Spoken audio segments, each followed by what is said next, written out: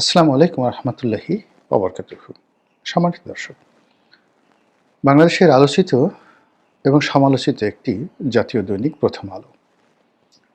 তার পক্ষে যেভাবে আমাদের নাকচু মধ্যবিত্ত শ্রেণী রয়েছে, আবার দেশের রাজনৈতিক নেতৃত্ব থেকে শুরু করে যারা সুস্থ এবং স্বাভাবিক চিন্তা করেন, অনেকটা লিবারেল চিন্তা করেন, যাদের মধ্যে অহমিকাবোধ কিংবা বিদেশিদের এজেন্ট বা দালাল হওয়ার লোভ এবং লালসা নেই, সে সকল মানুষ সাধারণত এই যে দুটো পত্রিকা, প্রথম আলো এবং ডেইলি স্টার, এই দুটো পত্রিকার সমালোচনা করেন।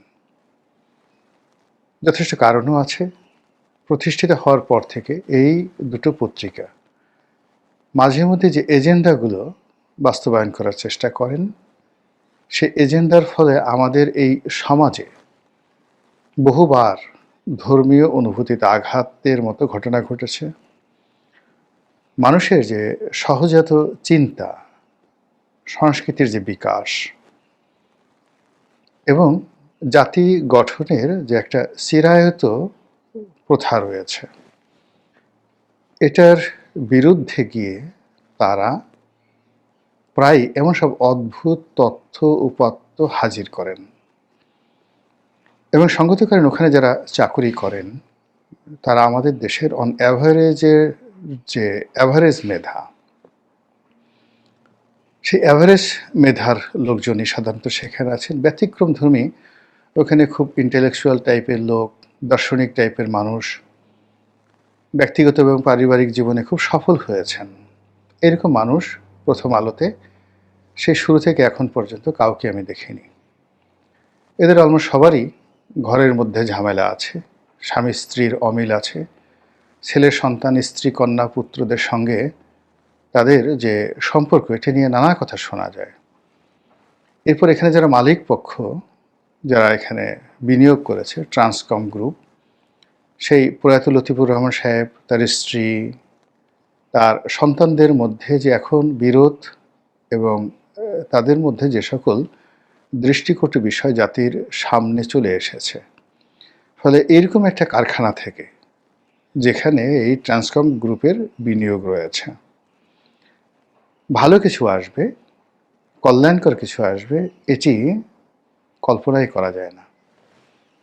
এখানে যিনি সম্পাদক মতিউর রহমান সাহেব আছেন, তার সঙ্গে একটা সময় বসুন্ধরা গ্রুপের ভীষণ রকম মতদ্বৈধতা শুরু হলো। তো জনাব মতিউর রহমানের যে ব্যক্তিগত জীবন, ব্যবসায়িক জীবন, পারিবারিক জীবন, এই প্রথমবার জাতির সম্মুখে উন্মোচন করেছিল বসুন্ধরা গ্রুপের জনাব শাহ আলম সাহেব। এর আগ পর্যন্ত জনাব মতিউর রহমান ছিলেন একেবারে দেবতুল্য।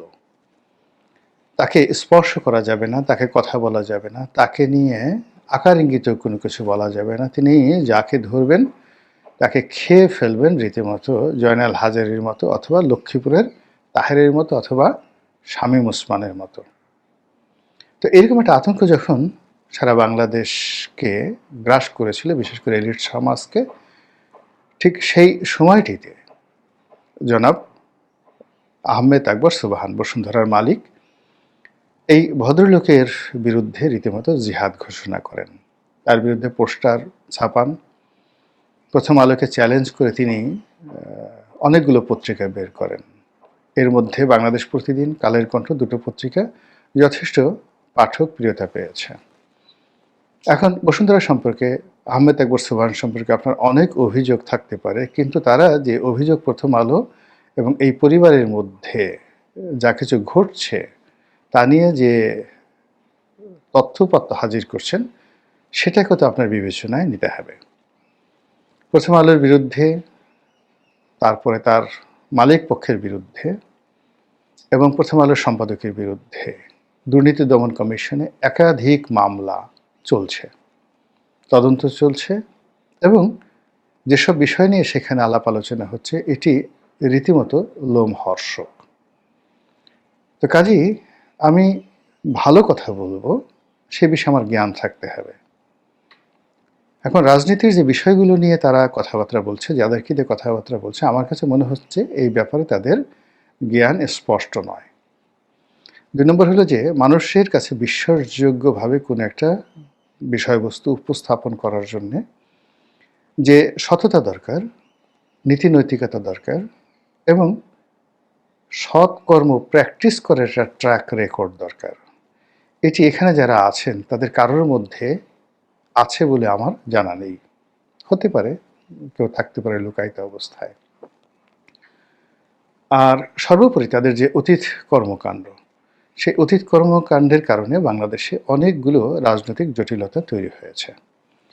আমাদের দেশে ১/১১ যেভাবে এসেছে, বিএনপি সরকারের যেভাবে পতন হয়েছে, আবার আওয়ামী লীগ সরকারের যেভাবে পতন হয়েছে, এই মানে আওয়ামী লীগ সরকারের পতন ৯৬ থেকে ২০০১, আবার ২০০১ থেকে ২০০৬ পর্যন্ত বিএনপি সরকারের পতনের পেছনে যত রকম ন্যারেটিভ, এই ন্যারেটিভগুলো নেতিবাচকভাবে তৈরি করেছে প্রথম আলো, তার সঙ্গে সঙ্গে ডেইলি স্টার।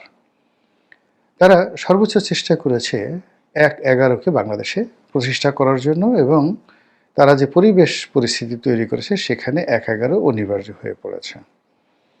একইভাবে আবার এখন বর্তমান যে সরকার এসেছে, এই সরকারে যারা কর্তা ব্যক্তি রয়েছেন তারা সবাই প্রথম আলোর বাই প্রোডাক্ট।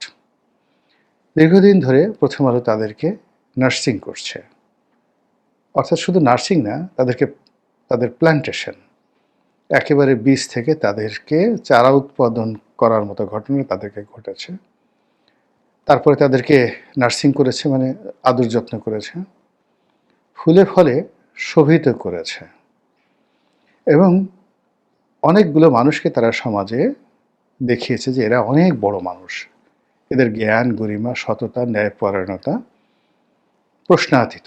এবং এই মানুষগুলো যদি কখনো রাষ্ট্র ক্ষমতায় আসে তাহলে বাংলাদেশের এটা হবে, ওটা হবে, ইত্যাদি ইত্যাদি। এখন ১/১১ সময় আমরা সেই মানুষদের কর্মকাণ্ড দেখেছি, আবার এই সময়টাতে প্রথম আলো রিক্রুট করা সেই মানুষদের কর্মকাণ্ড দেখছি। আমি শুধু প্রশ্ন করতে চাই, আপনারা কি তাদের কর্মকাণ্ডে অতীতে খুশি হয়েছিলেন, কিংবা বর্তমানে খুশি আছেন? দ্বিতীয়ত, একটি দেশ, কাল, সমাজ সবসময় রাজনীতি দ্বারা নিয়ন্ত্রিত হয়। রাজনীতির বাইরে যখনই অরাজনৈতিক কোনো শক্তি আসে, সেটা সেনাবাহিনী আসুক কিংবা কোনো বিদেশি শক্তি আসুক, এটি কখনো কোনো কালে কোনো জনপদে কল্যাণ বয়ে আনেনি। আমাদের দেশে উলফাদের সেই উল্লম্ফন, ভারতীয় যে বিদ্রোহী গোষ্ঠী, সশস্ত্র বিদ্রোহী গোষ্ঠী উলফা, তাদেরকে বাংলাদেশে আনা, উলফার টাকায় পত্রিকা চালানো, এই জিনিসগুলো তো আপনারা সবাই শুনেছেন। উলফার যিনি প্রধান ছিলেন পরেশ বড়ুয়া, তার সঙ্গে এই বাংলাদেশের কার আত্মীয়তা ছিল, এগুলো স্পষ্ট। আবার দিল্লির সঙ্গে সম্পর্ক ভালো, রয়ের টাকায় চলে, এরকম সাংবাদিক, পত্রিকা বলতে কাদেরকে বোঝায়? আপনি পিনাকিকে যত কথা বলেন, তার কর্মকাণ্ড আপনার যত অপছন্দ হোক, কিন্তু প্রথম আলো এবং ডেইলি স্টারকে তাই নিয়ে যে নাম দিয়েছেন দিল্লি স্টার, আর প্রথম আলো যে শব্দটা খুব বাজে শব্দ, এই জন্য এটা আমি উচ্চারণ করলাম না। এদের কর্মকাণ্ডের কারণে এইভাবে মানুষ কিন্তু মনোজগতে পিনাকি বলতে পারছে, কিন্তু সবাই কিন্তু এভাবে বলতে পারছে না। পিনাকির সামর্থ্য ছিল, সে প্রথম আলোকে ভয় দেখানোর জন্য, ডেইলি স্টারকে ভয় দেখানোর জন্য সেখানে তারা জিয়াফতের আয়োজন করেছে। আমি কখনো এটাকে সাপোর্ট করি না, কিন্তু যে পরিবেশ পরিস্থিতি অতীতকালে প্রথম আলো তৈরি করেছে, এর ফলে অনেক মানুষের মধ্যে এই ক্ষোভ থাকা একেবারে স্বাভাবিক। তো তাদের সেই অভ্যাসগুলো, অতীতের সেই অভ্যাসগুলো যখন থেকে তারা মনে করছে যে আমরা কিং মেকার, আমরা রাজা তৈরি করব, রাজা বানাবো, এবং রাজা রাজত্ব চালাবে, আমরা তার উপর ছড়ি ঘোরাবো, এই যে তাদের একটা মন মানসিকতা, এটার সঙ্গে কোনো অর্থযোগ নাও থাকতে পারে, কোনো দুর্নীতি না থাকতে পারে, কিন্তু এই যে একটা মানসিক খায়েশ, ক্ষমতা প্রয়োগ করার এবং ক্ষমতা ভোগ করার যে একটা মানসিক খায়েশ, এই খায়েশের কারণে পৃথিবীর বহু ক্ষয়ক্ষতি হয়েছে। প্রথম আলো আমাদের রাজনীতির যে বিধি ব্যবস্থা, সেই বিধি ব্যবস্থাকে বলতে গেলে ধ্বংস করে দিয়েছে। রাজনীতিবিদ বলতে খারাপ, এদের লেখাপড়া নেই, এরা দুর্নীতিবাজ এবং এই সমাজ পরিচালনা করার যোগ্যতা তাদের নেই, এই রাষ্ট্র পরিচালনা করতে তারা একেবারে অপারগ। এই ন্যারেটিভগুলো তারা প্রতিষ্ঠা করার জন্য বিভিন্ন সময়টিতে তারা যে কার্টুনগুলো এঁকেছে, যে নিবন্ধ প্রকাশ করেছে এবং যেভাবে একজন ব্যক্তির পোর্ট্রেটকে তারা তুলে ধরেছে, এতে করে কোনো ভদ্রলোক, সম্মানিত লোক, মর্যাদা সম্পন্ন লোক রাজনীতির ময়দানে আসবে এই আগ্রহটা তারা হারিয়ে ফেলেছে। দ্বিতীয়ত, এখানে যে মন্দ লোকের যে বাড়াবাড়ি, এখন যে তাণ্ডব চলছে, চাঁদাবাজি, মাস্তানি থেকে শুরু করে আরও অনেক কিছু, এর কারণ হলো যে এই সেক্টরটিকে তারা ইচ্ছে করে মন্দ লোকদেরকে ইজারা দিয়ে দিয়েছে। যখন আপনি ভালো কাজ করবেন, করার পরে লোকজন আপনাকে মন্দ বলবে, পত্রপত্রিকা আপনাকে মন্দ বলবে, তখন একটা সময় আপনার মনে হবে যে ঠিক আছে, যখন বলছি একটু মন্দ কাজ করেই দেখি। এভাবে পুরো রাজনীতির অঙ্গনে কলুষিত একটা পরিবেশ তৈরি করার জন্য এই পত্রিকাটি অতীতে বহুবার চেষ্টা করেছে এবং সেটা রীতিমতো ওপেন সিক্রেট, একেবারে উন্মুক্ত রহস্য, সবাই এটি দেখতে পায়। তো সেই প্রথম আলোর সঙ্গে এনজিওগুলোর সম্পর্ক, আপনি একসময় ব্র্যাকের ফজলে হাসান আবেদ, প্রথম আলোর মতিউর রহমান, তারপর গণস্বাস্থ্যের ডক্টর জাফরুল্লাহ, এই বর্তমান প্রধান উপদেষ্টা ডক্টর মোহাম্মদ ইউনূস, এরপরে বেলার সেই রেজওয়ানা, সৈয়দা রেজওয়ানা হাসান, এরপর বেলার রেজওয়ানা হাসানের সঙ্গে অধিকারের আদিলুর রহমান, জনাব আসিফ নজরুল, তারপরে সবাই, এই যে ফজলুল করিম খান যার একজন উপদেষ্টা আছেন তিনি, আলিমাম মজুমদার, এই সরকারে যারা কর্তা ব্যক্তি আছেন, সকলেই এই পরিবারের সদস্য, প্রথম আলো এই পরিবারের সদস্য। তো যা হোক, এখন সেই প্রথম আলো এই সরকারের সঙ্গে আছে, এই সরকারকে এনেছে বা এই সরকারকে প্রমোট করছে, এটা সবাই জানে।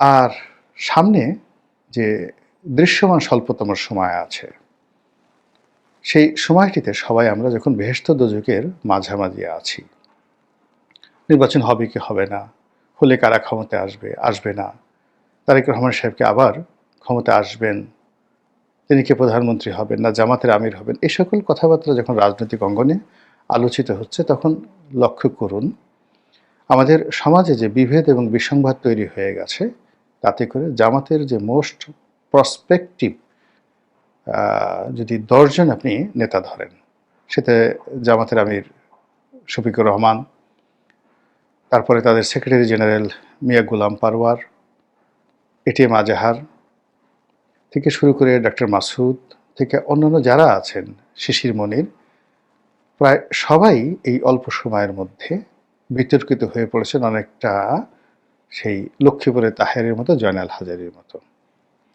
এবার আসেন বিএনপির দিকে, তারেক রহমান সাহেব থেকে শুরু করে মির্জা ফখরুল, মির্জা আব্বাস, এরপরে জনাব সালাউদ্দিন থেকে শুরু করে প্রায় সবাই একইভাবে তারা সেই অতীতের সেই যাকে বলা হয় যারা খুব বিতর্কিত হয়ে গেছিল প্রথম আলোর কারণে, সেই লক্ষ্মীপুরের তাহের বা জয়নাল হাজারীর একটা ডিজিটাল ভার্সন হয়ে গেছেন।